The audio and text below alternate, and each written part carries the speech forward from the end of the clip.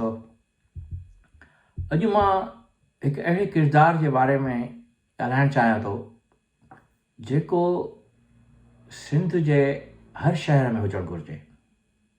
हर ॻोठ में हुजणु घुरिजे ऐं अहिड़नि किरदारनि जे करे क़ौमूं तरक़ियूं कंदियूं आहिनि। अहिड़नि किरदारनि जे करे असांजे ॻोठनि ऐं असांजे शहरनि जो माहौल बहितर थी सघे थो ऐं उहो किरदारु आहे महानूर शेख, जेका नशोर फ़ेरोज़ जे शहर में रहे थी ऐं उन जेको अमल कयो आहे ऐं उन जेको बावकार नमूने सां उते जे तइलीम में इज़ाफ़ो आंदो आहे, उते जे औरतुनि में सुजागी आंदी आहे ऐं उते जे शहर जे प्रॉब्लम्स खे, उन जे मसइलनि खे बहितर करण लाइ, शहर जी कारकर्दगी खे बहितर करण जे लाइ जेको आवाज़ु उथारियो आहे, उहो सभु तमामु घणो क़ाबिल फ़ख़ुरु आहे ऐं क़ाबिल ज़िक्र आहे। मां महानूर शेख खे 4-5 सालनि खां सुञाणां थो। कुझु साल अॻु में उन नौशर फ़ेरोज़ जे हिकिड़े ॻोठ जेको उतां खां थोरो परे आहे, उन ॻोठ में वञी हिकिड़े दफ़ा हिकिड़ी वीडियो भरी हुई जंहिंमें हुन ॾेखारियो त हिन स्कूल जा ॿार वण जे हेठां वेठा आहिनि ऐं उन वण जे हेठां वेही बि हू पढ़नि था, पर उन गवर्नमेंट जे स्कूल में कमरा कोन्हनि, उस्ताद कोन्हनि ऐं त जेके उनखे पढ़ाए सघनि। ऐं जॾहिं हुन इहो वीडियो पेश कयो त उहो सोशल मीडिया ते वायरल थियो ऐं आउं हिते लंडन में रहंदो हुउसि। तव्हां सभिनी खे ख़बर आहे त मुंहिंजी हिकिड़ी तंज़ीम आहे इंडस एजुकेशन फाउंडेशन, ऐं असां हिन वक़्तु हैदराबाद भटियारी ज़िले में ऐं नौशर फ़ेरोज़ में 33 स्कूल हलायूं था। उन ॻोठ जो नालो आहे छुटल राजपर स्कूल, छुटल राजपर। ऐं जॾहिं हुन इहो वीडियो वायरल कयो त पोइ मुंहिंजे कुझु दोस्तनि, जिन में सभ खां क़ाबिल ज़िक्र आहे साईं आतिफ़ अब्बासी साहब, उन्हनि मूंखे फ़ोन कई ऐं मूंखे चयो त इहो स्कूल तव्हां खणो ऐं इन में असां कमरा ठाराए ॾींदासीं, असां तइलीम जे लाइ उस्ताद बि रखी ॾींदासीं त जीअं इहो स्कूल वधे। ऐं मूं उते महानूर शेख खे फ़ोन कई ऐं उन जे जेको उनजो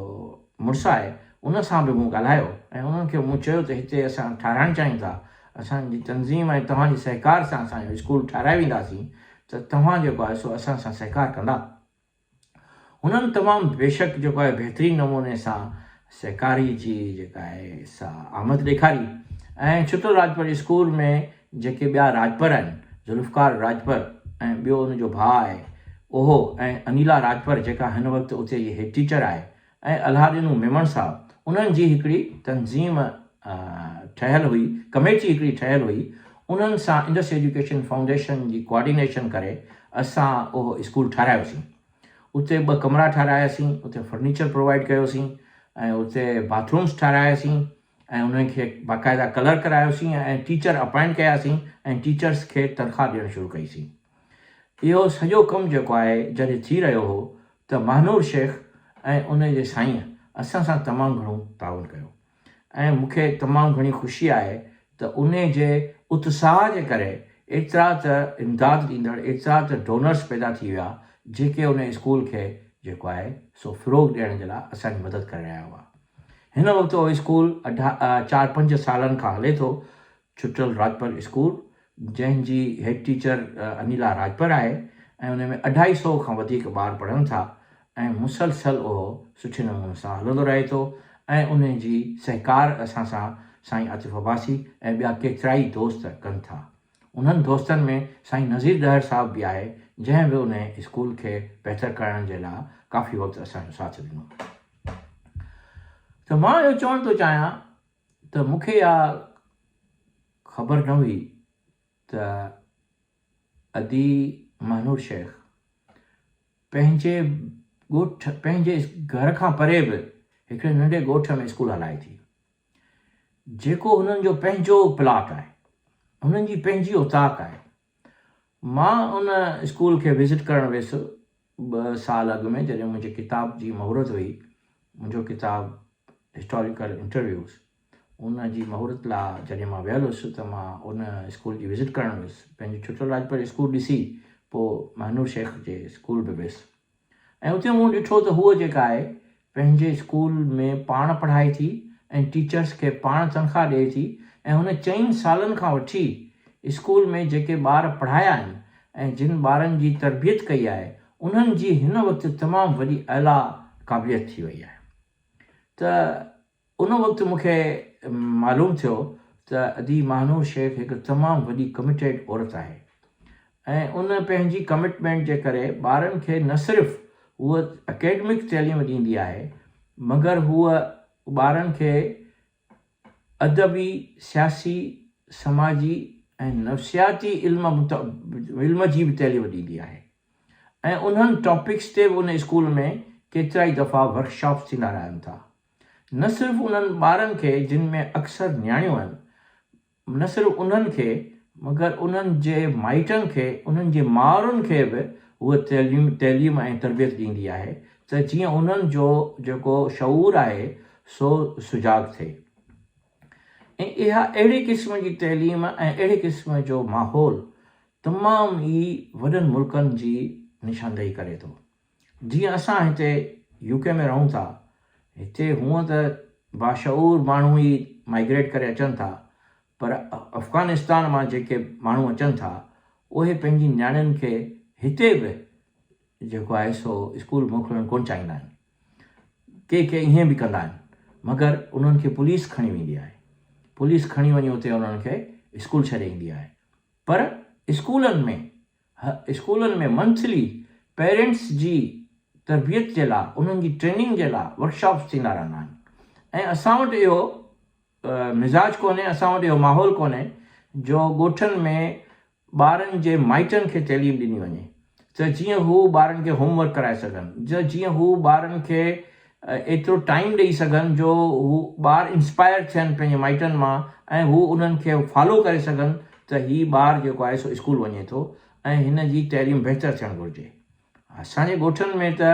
बदकिस्मती सां इहा सूरत हाल आहे जो असां वञी माइटनि खे मिनतू कंदा आहियूं त महिरबानी करे पंहिंजे ॿार खे स्कूल मोकिलियो, जंहिं ते माइट चवंदा आहिनि त हीउ ॿारु खेतनि में वञे थो या कंहिं दुकान ते कमु करे थो ऐं 500 रुपया रोज़ु कमाए अचे थो, तंहिंजे करे तव्हां असांखे 500 रुपया ॾियो त पोइ असां पंहिंजे ॿार खे मोकिलियूं। अहिड़े माहौल में महानूर शेख इन्हनि माइटनि खे एतिरो त बहितरीनु तइलीम ॾिनी जो जॾहिं महानूर शेख जे ख़िलाफ़ु हिन वक़्तु डिस्ट्रिक्ट काउंसिल जे चेयरमैन ऐं म्यूनिसिपल कमेटी जे चेयरमैन जॾहिं उन जे ख़िलाफ़ु FIR कटाई त उन स्कूल जे ॿारनि जे माइटनि उन्हनि अची महानूर शेख जो साथ ॾिनो ऐं महानूर शेख सां गॾु उन्हनि जलसो कयो ऐं उन्हनि हुनखे हिमत अफ़ज़ाई कई हुनजी त न तूं त हिकिड़ी अज़ीम औरत आहीं, तुंहिंजे ख़िलाफ़ु FIR छो कटाई वई आहे। नशर फ़िरोज़ में जेकॾहिं रस्तनि जी तइमीर जे लाइ ऐं सोलर सिस्टम जी बहालीअ जे लाइ बजट खे महानूर शेख बाक़ाइदा ॿुधाए थी, अवाम खे ॿुधाए थी त हीअ बजट इस्तेमालु थियणु घुरिजे ऐं उहा इस्तेमालु नथी थिए ऐं हिकिड़ी पुरअमन हिकिड़ी तहरीक हलाए रही आहे त इहा तमामु हिकिड़ी वॾी ॻाल्हि आहे। ऐं इन सिलसिले में मूं महानूर शेख खे रिक्वेस्ट कई त हू पंहिंजी हिकिड़ी वीडियो मोकिले। सो तव्हां हिन वक़्तु उनजी हीअ वीडियो ॾिसो। मुंहिंजो नालो महानूर शेख आहे। मां सिंध यूनिवर्सिटी मां BS एजुकेशन जी डिग्री कई आहे। मां मुशर्रफ रोज़ जी आहियां। मां गुज़िरियल 5 सालनि खां महानूर स्कूल नाला हिकिड़ो फ़िलहाली स्कूल हलाए रही आहियां जंहिंमें हींअर 210 ॿार पढ़नि पिया। हिन स्कूल जी ख़ासि ॻाल्हि इहा आहे त हिते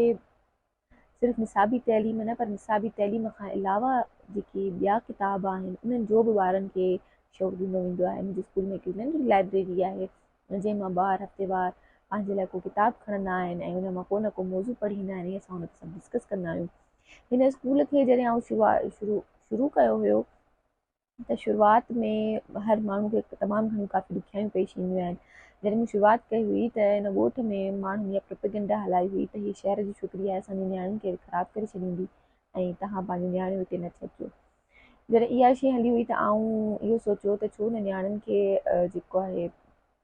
प्रमोट कजे ऐं उन्हनि खे जेको आहे कुझु न कुझु कजे जो जीअं मूं वटि नियाणियूं अचनि पाण। पोइ मूं हिकिड़ी शइ कई जो मां मूंसां गॾु पढ़ाइण लाइ ॿियो को बि उस्ताद कोन हुयो ऐं मां उन्हनि नियाणियुनि खे पंहिंजे लिहाज़ खां उन्हनि खे चयो त मां तव्हांखे थोरो घणो जेको आहे सैलरी ॾींदमि न तव्हां मूं वटि पढ़ो बि ऐं पढ़ायो। पोइ आहिस्ते आहिस्ते नियाणियुनि जी तइलीम खे हथी मिली ऐं माण्हुनि सोचियो त असांजो घटि पढ़ियल छोकिरियूं बि जॾहिं पंहिंजे पेरनि ते बीह सघनि थियूं ऐं पढ़ी सघनि थियूं त असां जेकॾहिं उन्हनि खे वधीक पढ़ाईंदासीं त असांजूं नियाणियूं घणो कुझु करे सघनि थियूं। उन खां पोइ आहिस्ता आहिस्ता छोकिरियुनि जी तालीम खे बि हिन ॻोठ में जेको आहे हथी मिली ऐं हींअर मूं वटि जेतिरा छोकिरा आहिनि मां सम्झां थी त उन खां वधीक मूं वटि छोकिरियूं पढ़नि पियूं। मुंहिंजे स्कूल जे जेके 27 ॿार स्कॉलरशिप ते पढ़नि पिया उन्हनि में घणो अंग जेको आहे नियाणियुनि जो आहे ऐं वॾी ॻाल्हि इहा आहे त उहे को एजुकेशन में पढ़नि पियूं। न सिर्फ़ु इहे 27 ॿार पर उन खां अलावा मूं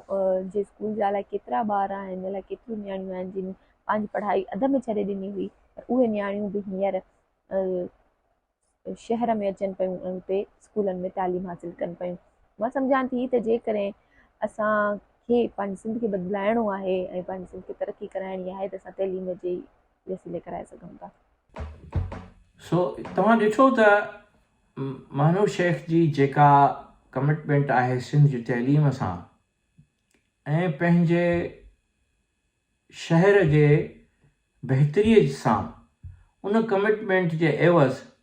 हूअ पंहिंजो कुझु बि क़ुर्बान करण लाइ तयारु आहे ऐं हूअ पंहिंजो टाइम ऐं पंहिंजो इल्मु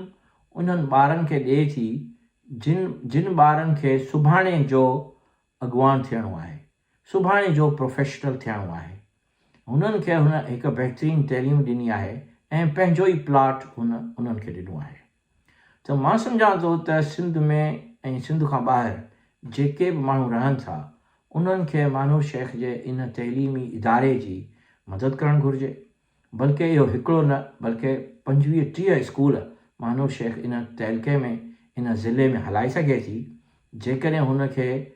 सुठे नमूने सां भरपूर नमूने सां हुन सां सहकार कयो वञे। ऐं गॾोगॾु मां गवर्नमेंट खे बि रिक्वेस्ट करियां थो त हुन जे इन स्कूल खे बाक़ाइदा एडॉप्टेशन में वरितो वञे, हुनखे ग्रांट एंड एड ॾिनी वञे त जीअं हूअ वधीक तइलीम सां ॿारनि खे ऐं उन्हनि जे मुस्तक़बिल खे संभाले सघे। त इन सां गॾु मां इहो ॻाल्हि बि ॿुधाइणु चाहियो पिए त महानूर शेख मुंहिंजे किताबु जेको हिस्टोरिकल इंटरव्यूज़ जो जेका महूरत थी कराचीअ में उन में हिकु बहितरीनु मज़मून बि पढ़ियो। हुनजो जेको अदबी ज़ौक़ु आहे सो बि तमामु घणो आला आहे ऐं हुन जी जेका लाइब्रेरी आहे उहा मूं ॾिठी आहे जंहिंमें कार्ल मार्क्स खां वठी कृष्ण चंद्र ताईं ऐं सादत हसन मंटू खां वठी मार्क ट्वेन ताईं जा किताब उते पियल आहिनि। ऐं न सिर्फ़ु हुन किताब इहे पढ़िया आहिनि मगर हू उन्हनि किताबनि जा जेके सिंधी तर्जुमा आहिनि उहे सिंधी तर्जुमा खणी पंहिंजे स्कूल में रखंदी आहे ऐं उन्हनि तर्जुमनि ते यानी उन सिंधी किताब ते ॿारनि सां ऐं उन्हनि जे माइटनि सां वर्कशॉप रखाईंदी आहे त जीअं ॿारनि खे ऐं उन जे माइटनि खे परूड़ पवे त हीअ बि को मैक्सिम गोर्की बि हो जंहिं माउ नॉवल लिखियो। अहिड़ी तरह सां हुन पंहिंजे घर ते बि